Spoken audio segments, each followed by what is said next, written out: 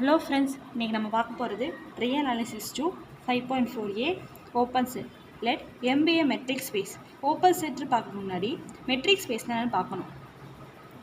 Let M be any set A. Metric for M is an function row with domain M cross M and range contained in close interval 0, infinity such that இந்த 4 condition satisfy பண்ணால் அதை வந்து நம்ம metric space சொல்லுவோம். First condition வந்து row of x, x equal to 0. x belongs to M. இப்போ ஒருத்தவங்க ஒரே இடத்துல இருந்தாங்கன்னா அவங்க distance வந்து 0வாக தான் இருக்கும். அதான் first condition சொல்லியிருக்காங்க.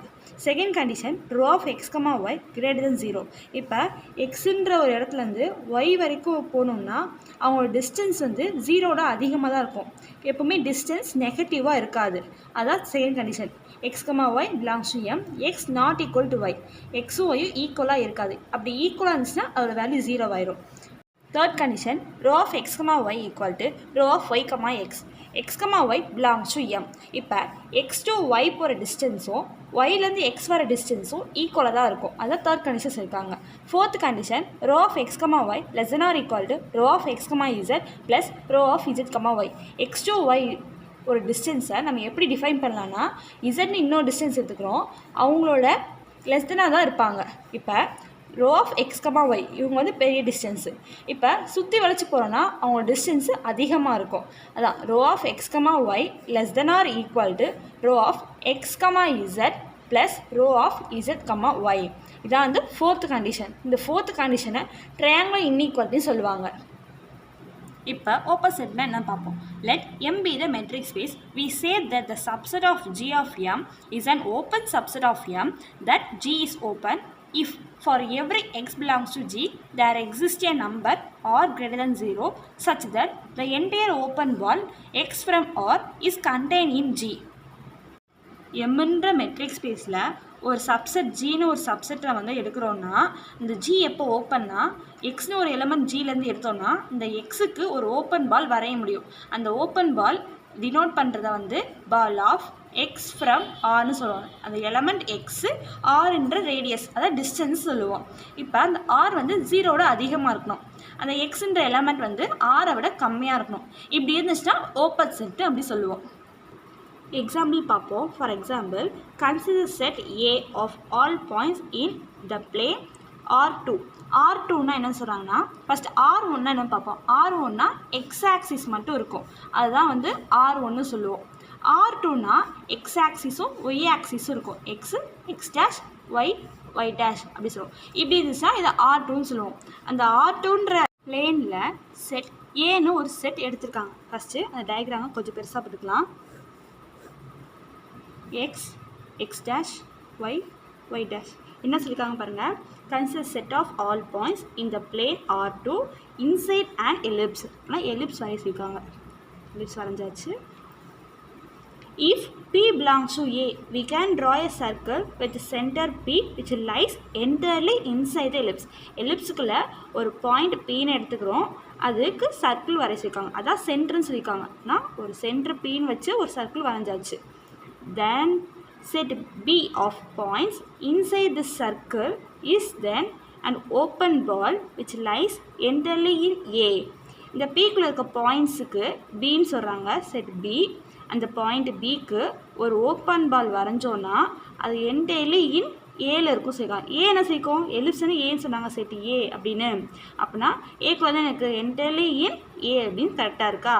அப்படின்னா this shows that A is open in R2. ஒரு ஓப்பன் பால் வரைய முடிஞ்சால் நம்ம வந்து ஓப்பன்னு சொல்லுவோம். அப்போனா ஏக்குள்ளே ஒரு ஓப்பன் பால் நம்மளால் வரைய முடியுது. அப்போனா இது வந்து ஓப்பன். எதில் ஓப்பனாக இருக்குது? R2வில் ஓப்பனாக இருக்குது. அதான் சொல்லியிருக்காங்க. அடுத்த எக்ஸாம்பிள் பார்ப்போம். Consider RT. ஃபஸ்ட்டு ஆர்டின்னா என்னன்னு தெரியணும். ஆர்டின்னா டிஸ்கிரிட் மெட்ரிக் ஸ்பேஸ் சொல்லுவோம். டெஃபினிஷன் பார்க்கலாம். Let metric D from R cross R to close interval 0, infinity is defined by distance from x, x equal to 0. இப்போ ஒரே இடத்துல என்ன உங்களுக்கு 0 தான் சொல்லுவாங்க அவங்களோட டிஸ்டன்ஸு. ஏன்னா உங்களுக்கு டிஸ்டன்ஸ் இருக்காது. ஒரே இடத்துல நிற்கிறாங்க. அவங்களுக்கு எப்படி டிஸ்டன்ஸ் இருக்கும். x belongs to R. d of x, y equal to 1. எப்போ ஒன்றா இருப்பாங்க? டிஸ்டன்ஸ் வந்து இங்கே இருக்கிறது எஸ்ன்னு சொல்கிறோம், இங்கே இருக்கிறது ஒய்ன்னு சொல்கிறோம். அவங்க டிஸ்டன்ஸு 1. எப்போனா ரியல் நம்பரில் இருக்கும். எக்ஸும் ஒய்யும் ஈக்குவலாக இருக்க மாட்டாங்க. ஏன்னா எக்ஸ் ஒய் ஈக்குவலாக இருந்துச்சுன்னா அதோட வேல்யூ 0 ஆயிரும்.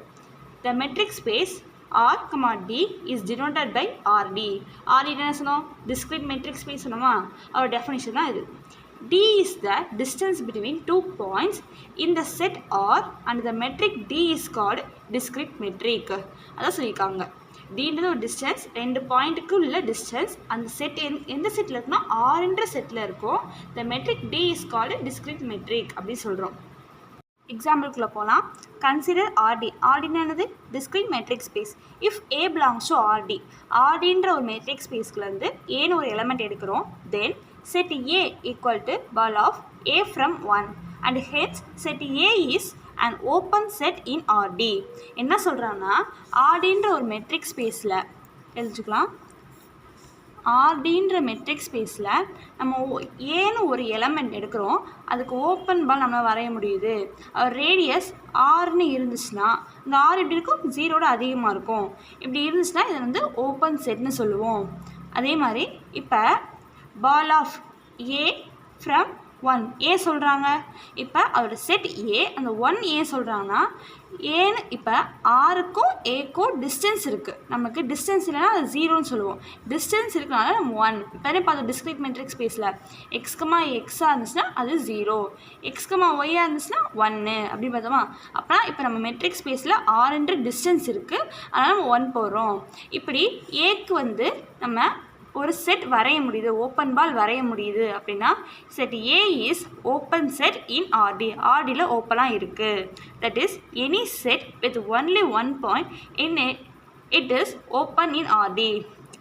ஆர்டியில் ஒரு பாயிண்ட் இருந்தாலும் எந்த செட்டாக வேணால் இருக்கலாம், ஒரு பாயிண்ட் இருந்தால் மட்டும் போதும், அதை வந்து ஓப்பன்னு நம்ம சொல்லுவோம்.